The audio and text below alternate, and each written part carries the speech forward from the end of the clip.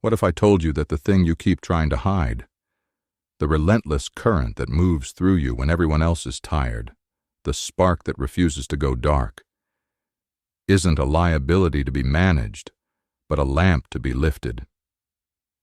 What if the very restlessness you've misunderstood your whole life is a message from God, written in your bones, whispering, "Rise. Others are watching how you rise." With your everlasting energy, you are an example for other people. Maybe no one ever said it plainly. Maybe they tried to tame you, to make you small enough for rooms that were never meant to hold you. But listen, hope has a sound, and it sounds like your breath when you choose purpose over comfort. Faith has a weight, and it feels like your feet when you take one more step after everyone else has stopped. You are not too much. You are exactly enough for what you were made to carry. That charge in your chest, gift, not glitch. That fire in your eyes, answer, not accident. You were crafted to endure and to inspire, powered by a source that does not burn out. Picture it. Dawn leans its golden shoulder against the edge of night. Streets are quiet, dew clings to sleeping grass, and the air smells like new beginnings. Somewhere a kettle sings, a page turns, a pair of shoes touches the floor. That's you, stepping into the hush before the noise. You roll your shoulders and the body remembers. Today is not a burden. Today is an altar. You can hear the small chorus of ordinary sounds, the whisper of fabric, the click of a latch, the soft drum of your heart finding its tempo. You feel the cool of water on your skin, the first warmth of light on your face. Your hands are steady. Your pulse hums with expectancy, not anxiety, assignment. The room hasn't changed, but you have. You're not chasing applause. You're following a calling. There was a time you mistook your momentum for madness. You worried that your pace would make people uncomfortable, that your passion would scatter like sparks. And yes, some walked away, shielding their eyes. But look again. There are others, quieter, careful, leaning in with the curiosity of those who've been waiting for permission to live brighter. Your consistency, not your volume, is the sermon. Your daily faithfulness, not your flawless plan, is the map. When the world gets loud and brittle, your steady light says, "There is a gentler way to be strong." Listen closely now. In the holy library of your life, God kept a book open to this page. He knew the day you would get tired of dimming yourself. He knew the hour you would lay down the fear that you'd be too intense, too driven, too much. He knew that what you call stamina is really trust, the trust that if He gave you this current, He also gave you banks to guide it. Rivers don't apologize for flowing. They move with purpose, carving valleys into gardens. Your energy is that river. Your humility is the riverbed. Your purpose is the ocean drawing you on. Feel the texture of this truth in your hands. It's smooth like a worn handle, solid like a doorframe you lean on. Your breath deepens, your shoulders settle. You are not in a hurry. You are in alignment. Hear it, the low thrum of grace under everything, the quiet click as one small decision unhooks from old fear and fastens to new courage. See it, the way light falls on a face you love and refracts into hope. Taste it, the simple sweetness of water after hard work, the salt of honest tears that cleaned your vision. Smell it, the cedar of a morning walk, the pages of a book that keeps finding you when you need it. Sense it, the steady hand at your back, the unseen Father who delights to watch you run. There are people who will never meet you, whose courage will still be tethered to your name because you lived awake.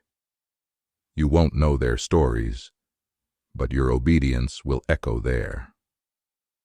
A child who sees you keep your word will grow up believing promises matter. A friend who watches you rest will remember that peace is part of excellence. A stranger who catches your eye across a long day will breathe easier because your smile said, "I see you." You are not trying to be impressive, you are trying to be faithful, and that is what impresses heaven. You've learned to bless your boundaries like gates that open at the right time and close when it's dark. You've learned to walk away from rooms that demand a smaller soul. You've learned that strength is softer than it looks and gentler than it sounds. You've learned that your no is as sacred as your yes, that both are instruments in a symphony called purpose. And when the old shame knocks, who do you think you are? You answer with the new song. I am who he says I am. Not a storm to fear, but a wind that fills sails. Not a blaze that scorches, but a hearth that warms. Not a force to control, but a servant to love. Remember the night you didn't think you would make it. The one where silence was a weight and every hour was long. You kept moving. Not quickly, not elegantly, but forward. The floor was cold, the air thin, and still you chose one more prayer. It felt like sending a paper boat onto a black sea, but in the morning your small boat had become a bridge. This is how God works with your effort. You bring your loaves and fish, he feeds multitudes. You bring your lamp, he turns it into a lighthouse. You bring your willingness, he writes a way. There will be voices, always, trying to license your worth by your outcomes. Listen past them. The one who called you isn't grading you on the curve of comparison. He's growing you on the curve of obedience. He doesn't count the trophies on your shelf. He counts the times you chose integrity when no one clapped. He doesn't ask you to burn for spectacle. He asks you to burn for love. When you walk into the room, don't bring your resume. Bring your presence. Bring your patience. Bring your peace. Watch how problems soften. Watch how postures unfold. Watch how the temperature changes because you carried a different climate. Some days your energy will feel like a flood. On those days, be a channel. Aim the flow at something that matters. Build what helps. Fix what's broken. Hold what's fragile. Some days your energy will feel like a candle. On those days, be a sanctuary. Guard your flame. Speak less. Bless more. And let steady light be enough. Either way, you are not the power source. You are the steward. That's why you don't burn out when others do, because you are plugged into a current wider than you. Your secret is not hustle, it is habit. Not noise, it is nourishment. Not ego, it is Emmanuel, God with us, God within you.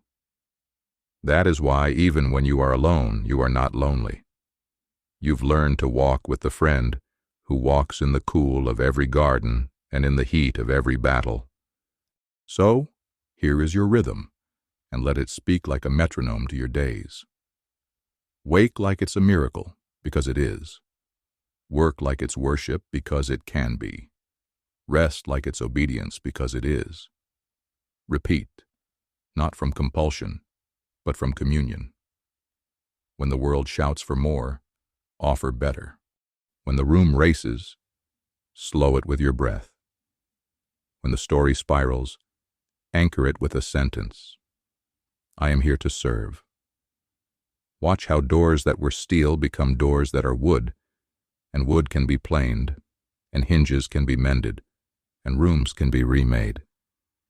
Watch how people who had given up on their strength borrow yours just long enough to remember their own. You will be misunderstood. That is not your fault and not your focus. Remember who named you. Remember who knit you. Remember that heaven's metrics look nothing like the world's.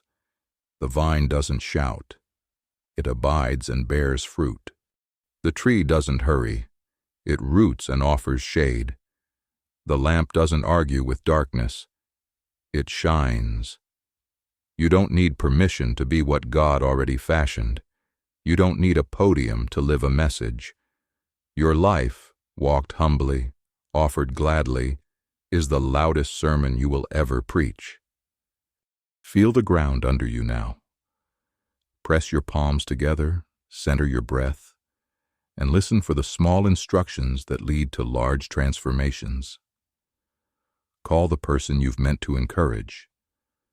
Tidy the corner that's become a cave. Apologize quickly. Forgive freely. Put your phone across the room and look into the eyes in front of you. Put your hand over your heart and tell the truth you needed as a child.